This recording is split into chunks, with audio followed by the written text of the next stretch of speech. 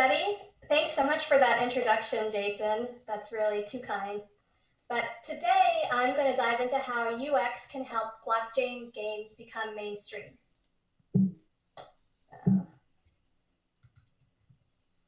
There we go. So, like Jason was describing, I am a UX designer at Gala. I like to think of myself as the resident ambassador for noobs here, and I can really relate to the struggles that new users have when they first enter this space. I've worked in both the Web 2.0 space and in the casual gaming space, and it's been really fun to use that experience to solve some of these blockchain challenges. When designing, I always want to start with this question: who are we designing for? At Gala, we're trying to reach the full spectrum of gamers. Gala is a game company first and foremost, and we want our games to appeal to casual gamers with no crypto experience, as well as to hardcore gamers that are active on the blockchain. On one end, we have casual gamers who may be completely new to the blockchain, and on the other end, we have hardcore gamers who are obsessed with all things crypto. And there's probably some hybrid where you have a casual gamer who happens to be a blockchain pro, but also addicted to Candy Crush Saga, or a hardcore gamer who's never dabbled in crypto. In other words, these are our people. And I imagine many of you here today are falling on the right end of the spectrum. And if I'm being honest, I'm probably closer to the left. And of course, we love you all. So these are some of the UX challenges that we faced. This is by no means a complete list. I could really write a book on the subject because there's so many. But to start, casual gamers are used to very low barriers to entry. So you all have seen this flow. On the mainstream app stores, you can click on an app store icon, click to get or download an app, double click to install, or use face recognition or a thumbprint, and then you have the game. And credit cards are also connected to the store, so it's incredibly easy to fulfill this transaction. Another challenge is that new users don't know how to get crypto. Transactions are complicated by gas fees and long wait times. And private keys are a big paradigm shift from the login and password model. And last but not least, blockchain jargon is super intimidating. Let's see, we have GUI, DeFi, smart contracts, ERC 1155 token standard, that's a mouthful, distributed ledger, non-fungible tokens, private key, cold storage, Web 3.0, dApps, hash rates, WTF, seriously. We don't want to bombard new players with too many of these terms, at least when they first participate in our app.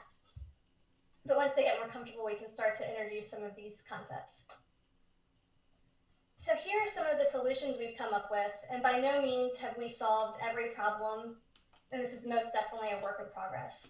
Your feedback on Discord, though, has been invaluable in helping us to iterate to get to a better place.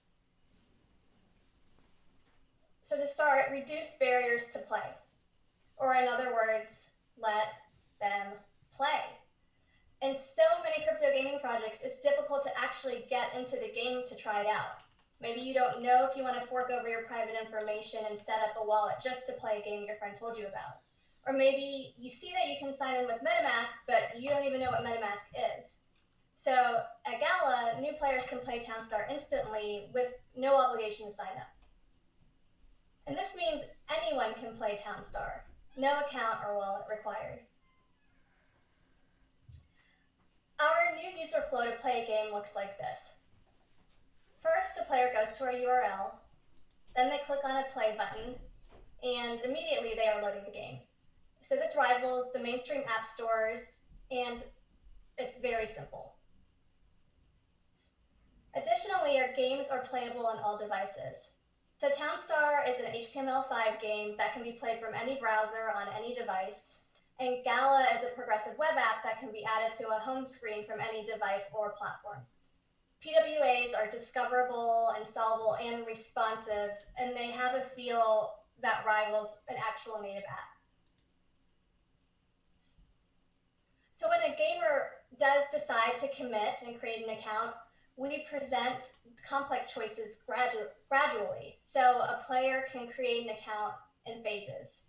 Basic account setup lets players defer wallet setup to a later time. And wallet setup is only required of players who want to partake in purchasing or claiming game items.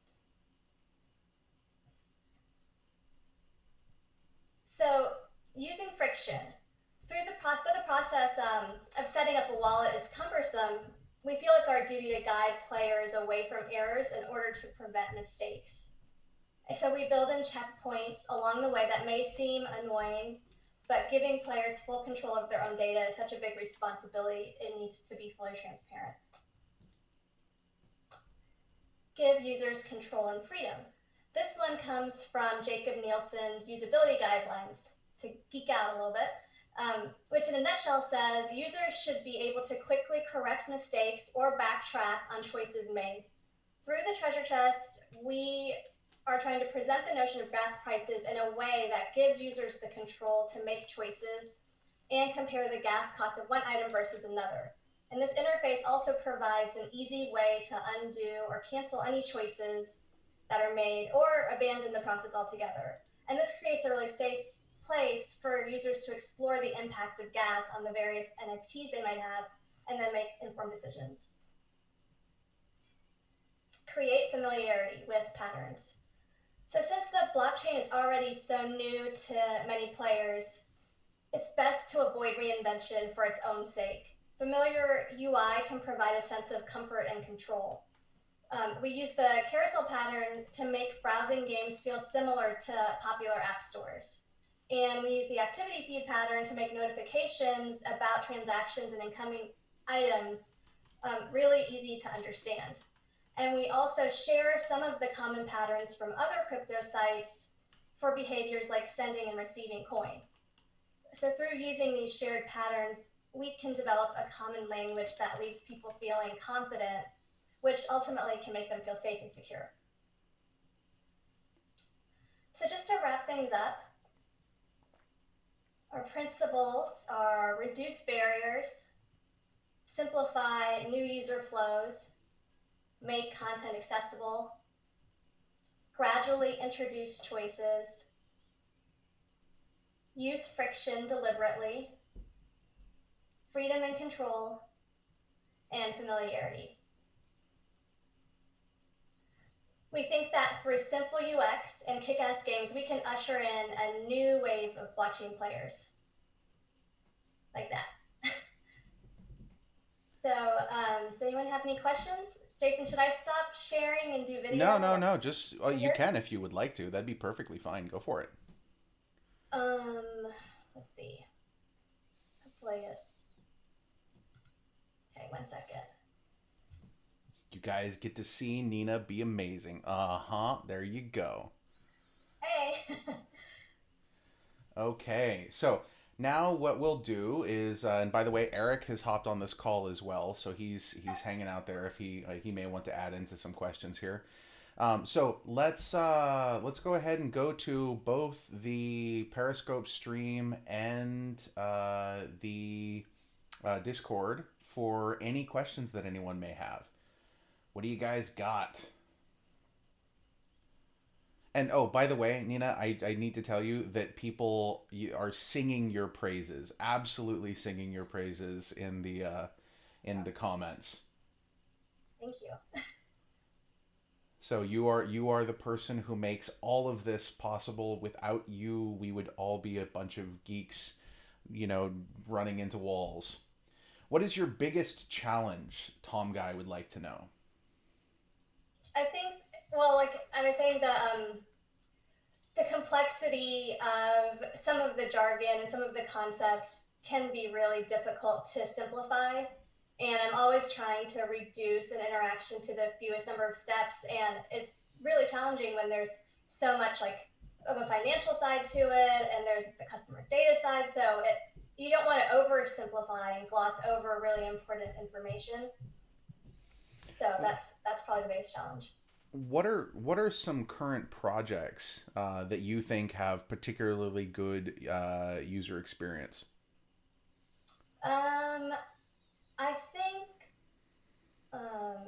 recently saw this app called Foundation, which is an art like NFT app, and it's really clean. I really like things that are super clean. So I think that, I mean, CryptoKitties obviously, and Top Shots. OpenSea is nice. And then Coinbase is really, I think, very user friendly also. And in terms of like reaching a mainstream audience, I think they do a lot right. Yeah, I think that that's reaching a mainstream audience is absolutely critical. And Dave Myron, yes, this will be available as a replay. Everything will be, and I'm recording everything. And once YouTube decides to allow us to access YouTube again, because maybe we were too mean to them or something, I don't know, then we will definitely be uploading all of this to YouTube. Um, and one of the questions that we get pretty frequently is, are there any other third party login options that we have plans for? Do you have any thoughts on that? I think we will end up doing MetaMask and hopefully PayPal. I think those two would be huge. Um, Maybe Stripe. Okay, okay. I think we're Um, gonna try that. let's see. Let's see what other questions that they have. Nina, do you have any plans to make the social page on Gala Games more user friendly? What does each thing mean? Can we have accurate data? That's a great observation. I think we all know the social page could use a lot of improvement. So I would love to redo that page. It's Yes, not yes. planned, but we would. I mean, I can start working on it. One of the things that I just want to really touch for everybody, that for everybody that's listening, is that this is how this process works. Okay, this is how we build something, we test it, we work with the users on it, we find out what doesn't work, we find out what does work, we find out how we can potentially improve, and then we have amazing people like Nina who take all of this information and all of the Discord chatter and all of the observations that you guys send and all of the direct messages and all of the tweets and all of that, and we give it to her in a gigantic bundle, and she looks at it and she says magic, and she creates an amazing beautiful thing that we then reveal to you guys, and it changes everything. Like, you should have seen when we were first talking about the store.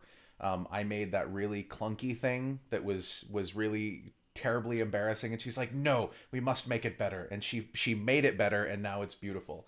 And she does that with the help of all of the engineers who do some of the back end stuff, but we wouldn't be able to do any of this without her. um let's see. Got a couple more questions. um let's see. Do you have anything that you'd like to add, Eric, as I dredge through the Discord? Well, We I'm looking at one of these questions. Nina, have you ever won a Town Star competition? No, I have participated. I'm not that good at Town Star, despite having worked on that game for a couple of years. I I think I was proud to get like 30,000 or maybe 50,000 as my top score, but I have not. I'm nothing compared to our players. Did you see the top score for the 2-day competition right now? I haven't seen it. Now, what is They it? broke 10 million. Oh my gosh. It's insane. Like, it's just crazy. I'm super excited to see how that works out. The teams that are competing right now are absolutely killing it. Okay, let's see. We've got a couple more questions. And then I think. Ooh, okay. So this is a question from Sai. Sai would like to know, uh, do we have any? Basically, the question is key phrases. Okay, key phrases are a mega difficult thing for the average non-crypto user to understand. Do you have any thoughts about how we could potentially make this easier? Um, working together with the community. Yeah, that we've discussed that before. I think that's a really touchy subject because it's in place to protect the user. And so I don't know exactly what the solution is. I don't want to say that I do, but it's something that we are considering as alternative ways to avoid it. Like through linking with MetaMask is one way that people wouldn't have to create a new key phrase. That's Right. one possibility. Um, I don't know if you guys have anything to add to that, Eric or Jason. I mean, I think it's an interesting thing. It's definitely one of the biggest challenges that we as an organization looking to push this mainstream. Um, One of the biggest challenges that we have is getting people over this, um, because it's absolutely critical, but it's very easy for people to lose their key phrase. And as everybody knows, when you create an account and you tie an address to that account, we don't have access to it. There's absolutely nothing that we can do to gain access to that address. And if you lose your key phrase, there's absolutely nothing we can do to help you recover it. And so this is why it's really important to really educate users, and we're doing our best on that. And I think that um, there's definitely things that we could do to improve on that in the future. Michael just slacked me an important point actually to add, which is we can't keep the key phrase for our users and claim to be decentralized.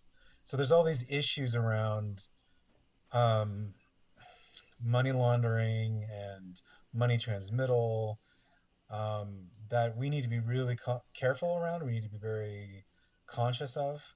So with the advent of all these technologies, um, there's some lines that we wouldn't normally worry about crossing that we have to actually worry about. And one of those is controlling users' funds, and we really don't want to do that.